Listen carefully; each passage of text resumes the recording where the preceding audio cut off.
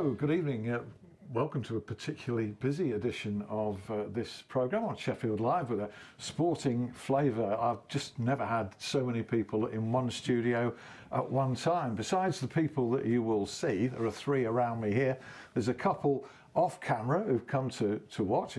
We don't usually have a live audience either, and we've got a multitude of sports being represented. We've got rugby league.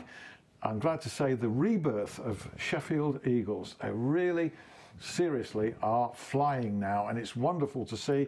A new season has started with 2 successive victories, and we have the general manager of Sheffield Eagles, Liam Claffey, here in the studio. Pleasure to meet you, Liam. A familiar face next to him is Steve Wormsley of the Sheffield Wednesday fanzine War of the Monster Trucks.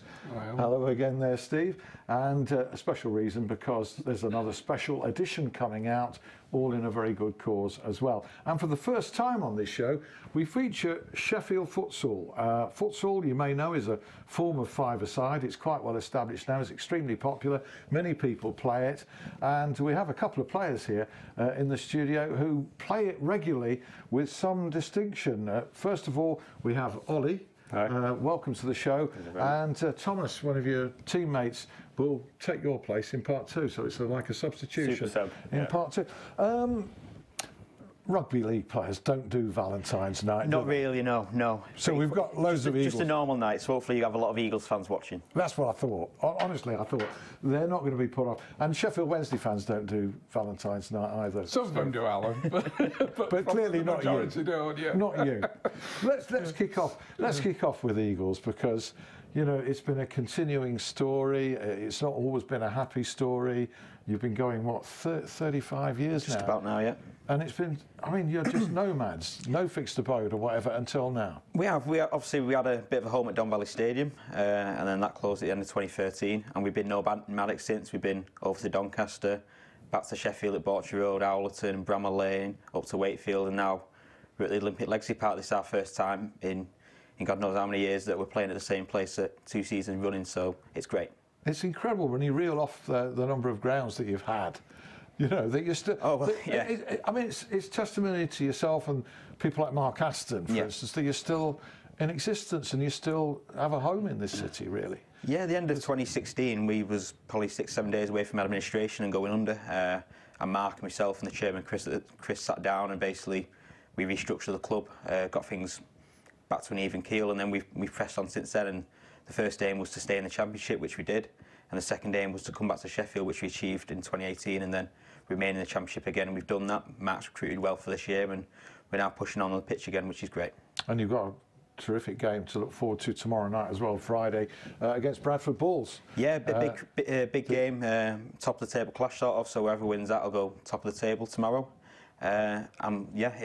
Hopefully a big crowd on as well, about 1,700–1,800 expected. Wonderful. Second against fourth, I think, isn't it? In the table. There you are. I do know a little bit about rugby league. The standing joke when we've had 2 of your colleagues in here, Keith Senior on a couple of occasions, and also Mark Aston, is that they've both worn shorts. Even in the middle of winter, I've come smartly dressed compared. You obviously didn't get the memo about the dress code. No, I didn't. You're also wearing a pair of shoes. I know. Keith just wore flip-flops. I'm going to get in the net tomorrow, I think. You certainly are. Yeah, you're absolutely overdressed. We're going to show a video, actually, a clip anyway, of Sheffield Eagles' victory last weekend at Barrow. Quite a dramatic conclusion to the game. We're going to show that shortly. We've also got a little bit of a clip as well later for those who don't understand Sheffield futsal, but I'm sure most people do. I mean, you play it regularly. You've done for nearly 10 years, haven't you, at the Sheffield Club? I have done, I got into it via university, playing with Sheffield University a bit, and then Sheffield Futsal Club, it would be about 10 years ago now. So, and it's thriving. I mean, I've got a note here, but I don't need you to tell me everything. Let's just do a little bit of a background. It's played on a hard court for a start. It's smaller than a football pitch, obviously. It's a version of five-a-side.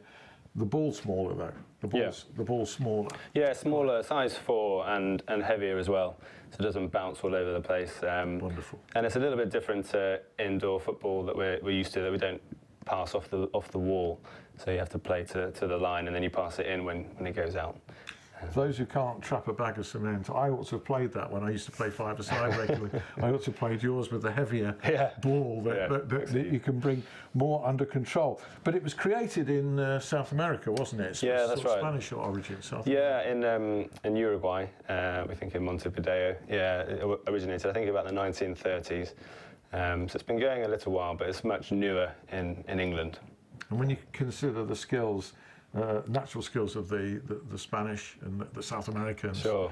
You know, it's no bad thing. And, you know, perhaps you'd suggest that players ought to play it, or it can be a good skill set to accompany, you know, the traditional games. Yeah, definitely. I think because of the size of the ball we mentioned and the size of the court, at certain times there's not much space. There's only 5 players on the court, 4 outfield players, so you're getting the ball a lot. Getting the ball to your feet, and especially I think for children in this country, they often play on big pitches. If they play in futsal from a young age, getting exposure to the ball and those technical abilities, I think it really helps their development in football as well. So it's great for young kids and it's an enjoyable sport as well. Yeah, I think the key thing is the enjoyment. You're affiliated to Sheffield FC. I know that they took you under their wing, didn't they, a few years ago? Yeah. So we'll hear a bit more about that later. Steve, by way of reintroduction to you, you came in during sort of quite harrowing times for Sheffield Wednesday under the previous manager quite recently, and here you are sitting now with a smile on your face. And a few clean sheets. Yeah. It's been quite a change in mood and atmosphere. It has, yes. It got pretty toxic at the back end of Joss's reign. Yeah, particularly with his decisions about certain players, which upset a lot of fans, and you could get away with that if the results are all right. But the results weren't very good, and we couldn't keep a clean sheet to save our lives, really. So since he's moved on, Buddy kind of just lifted everybody a bit, and apart from the kind of bit of aberration at Hull when they had another stinker of a game, they've looked really solid at the back, and it's still work to do going forward, but it's going to be a long job, you know, so anybody expecting kind of overnight success under Steve Bruce is kind of expecting too much, I think, really. But there is always 1 or 2 people who will, and that's the problem, and those voices can be quite loud if you're not careful, but I do sense that the majority of the fan base, being sensible as you are, will suppress that element, because it needs to be, doesn't it, really? There's such trigger-happy people on Twitter and things like that now. Yeah, absolutely. It's crazy. Yeah, you do. I mean, even on Twitter of late. I mean, after the game at Millwall, there were a few people grumbling because we hadn't kind of massively looked like scoring, but the vast majority of people just said, "Look, you just need to calm down and just recognise this is going to be a long job. You know, he's going to need a season, possibly 2, I think." Me too. I wrote recently, actually, that the time to judge Steve Bruce wouldn't be for 2 seasons hence, really. Next season, not the season after next. Yeah, I think. By the time he's had enough windows to create a new team. Main reason you're here, well, we'll keep people waiting for this, is, I'm not going to hold it up yet, but you've brought me in the front and back pages of the latest edition of All Wednesday. This is the return of your War of the Monster Trucks magazine from years ago, and we've had quite a chuckle at the front page and the back, and we'll show you exclusively later in the show those covers, because they're very good and in keeping with your tradition, and it's all for a good cause. John Burkill's charity that he's been tirelessly collecting for years, the Macmillan charity. Right. He's raised 250,000. Yeah. And he's got a target of trying to get to 1 million. Wow. And he's 80, and he's still going strong. So we're trying to do our bit to help. Yeah. And our target's to try and raise £1,000 through sales of the fanzines. Yeah. Okay. So we did 900 for Children's Hospital with the last one. So. Excellent, Yeah. excellent. We'll have a little glimpse of that later. In the meantime, let's bring you some rugby league highlights from last weekend. Of course, you had a victory in your opening match of the season, which was at home, wasn't it? Yeah, it was. Yeah. And I'm just going to cue this up for myself now. The multifarious notes. You beat Swinton at home with a crowd of over 1,000, which was very, very Yeah, good. it was a great crowd to start with, 1,200. When considering last year we had about a crowd of 600 against Swinton, and we was defeated at home against Swinton last year. So to put a score of 64-10 against them to start the campaign was fantastic. So big crowd, big result. What better way to start the season, really? Indeed. And then you had this really close game, a really tight game at Barrow last weekend, and this dramatic finish. We'll pick it up late in the game, and maybe you can help talk us through it. This is at Barrow, and of course you had a late penalty to win it. This is the kind of lead up to it as you're going forward here. Your player identification be better than mine. Yes, that's Jill Farrell who scored for us in the first half as well. Jill's been great, and then our utility player then Corby gets trips over there, but he actually gives offside as well, the referee. So that's why we march forward to the referee's spot. Right. Which some of the Barrow fans weren't happy with, that we marched another 10 metres forward for the penalty, but it was bang on the hooter. So the hooter goes at this point. And it would have been a draw, it would have been 22-all. So yeah, we just have to kick Pat Walker, number 6, who's come back to the club. He was at the club a few years ago, came back to us this year. Obviously lines up to conversion now. Yeah, you say he just has to kick it. It's not easy at the best of times, and of course this is the tensest of times as well. No, it's a tough place, Barrow, because obviously it's up in Cumbria on the coast, so there's a bit of a wind up there. We went up there twice last year. 2 weeks on the trot for the league and cup, and got defeated. So to go up there and get 2 points was great. So it's a very, very difficult place to go. The pitch was in okay nick for this time of year, but as you can see, it's pretty boggy, pretty tough, pretty tough conditions. So here we have the what proves to be the winning kick. We're not giving anything away there, and here he goes and sails between the posts. Actually, very high between the posts as well. And there's the reaction. I mean, you can't disguise that camaraderie of that group there and what it means to them. No, I think last year I think Mark Aston will be the first to admit we didn't have the best squad. There wasn't that team ethos. We've got that now. The players are, after each training session, they're together, they're eating together. Just little simple things like that. There's a lot of togetherness in the squad. They're a lot better unit, a lot better blokes really in the team. So it's great, and that's half the battle really. It's not just about the ability on the pitch, it's about the camaraderie and the togetherness of it as well, and they've got that as a squad, and with the backroom staff as well. But there's a lot of closeness, which is great to see. Had a very busy summer with his recruitment. I don't suppose he got away on holiday or took any time off, Mark, did he? He took a little bit, but yeah, we started his recruitment pretty early and got it done, and we was done and dusted by the end of September really, and then he's got a small squad together, but he's happy with it. He's still in the market probably for maybe a couple of forwards, but he's happy with what we've got at the moment. I wonder, fellas, how aware you two are of this sport in Sheffield, which is never, I mean, we're football folk, you know, we can't, and cricket, and we can't disguise that really, Steve, we're not going to. You're football.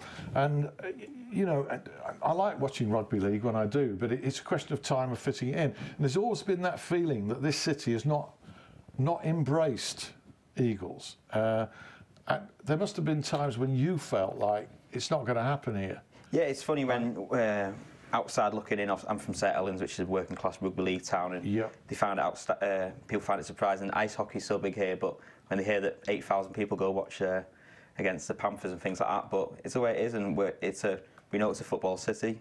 We can never compete with football, but we want to be the second or third sport in the city. But again, we're up against the likes of Speedway, the likes of basketball, the likes of the Steelers, and it's tough, but there is a will and a want here, and there's people that enjoy rugby league, and like I say, to get double the crowd that we got last year for the first game of the season's very encouraging, to be fair. Do you think then that you can establish yourself as the third best supported after the two football clubs and ice hockey? I think that's some years off. Obviously, like I say, you look at the crowds that the Steelers get. There's a thriving rugby union community game in the city as well.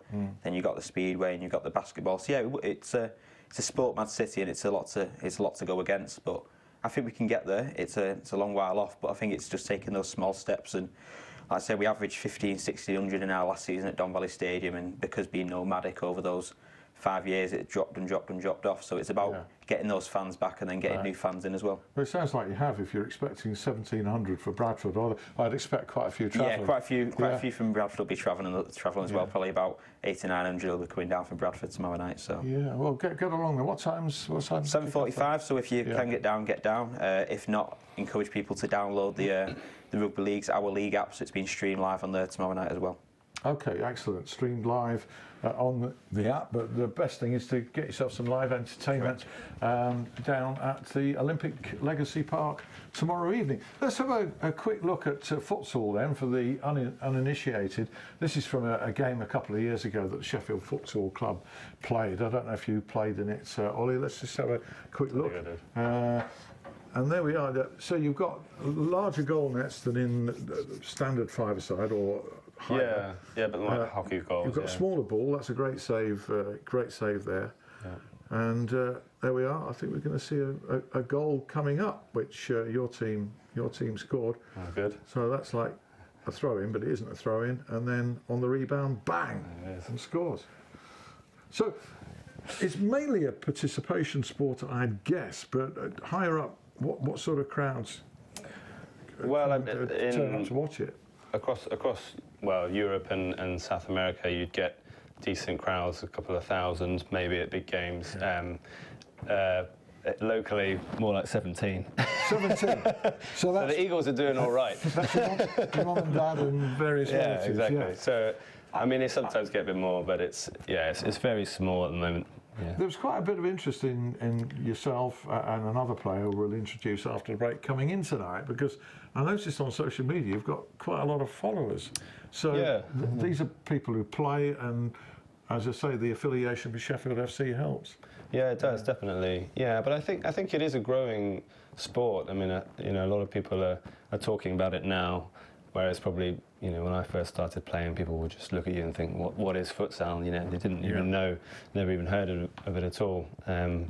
So it is getting more popular, but it's slow progress. What can they do then, people watching, if they fancy playing?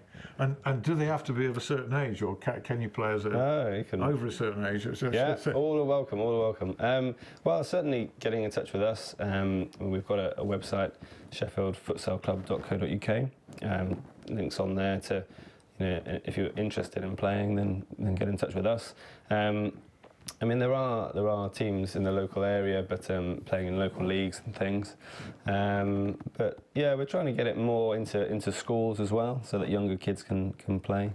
But contact us and we can point you in the right direction. Excellent. Sounds a lot of fun to play in. Have you ever played anything like that, Steve? No, I haven't. No. Should come down, Steve. Not for many years. No. Yeah. I think we're both in that category. Yeah. I used to play a fair bit of five-a-side, and what appeals to me is this heavier ball that control it even with the heaviest touch, because that's a major skill. Some of our players always get one on. Yeah. Weekend holds prospects of a local derby at Rotherham, of course, for Sheffield Wednesday, which you're no doubt going to. Yes, I'll be there, Alan. Yeah. And they gave Sheffield United an absolute tousing, even though it was a 2-2 draw. When Rotherham played the Blades a few weeks ago. So it's far from an easy game for the Owls, this one.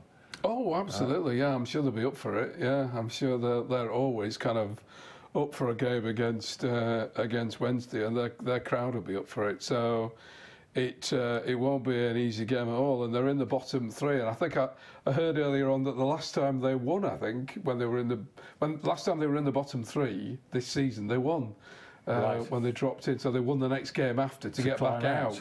So we'll need to be kind of switched on and defending fairly well, and hopefully we can try and create one or two things going forward. Right. But it should be exciting, yeah. Yeah, it should be. After the break, your thoughts on the opening of the Steve Bruce reign, which needs to be a long one, really, to sort out the club on the field. We'll have a look exclusively at front and back page of the new all Wednesday. More of the Monster Trucks magazine. We'll hear more from Liam about Sheffield Eagles. James Gregg will join us to round up everything else, and there'll be another futsal player appearing there. See you in 5 for part 2.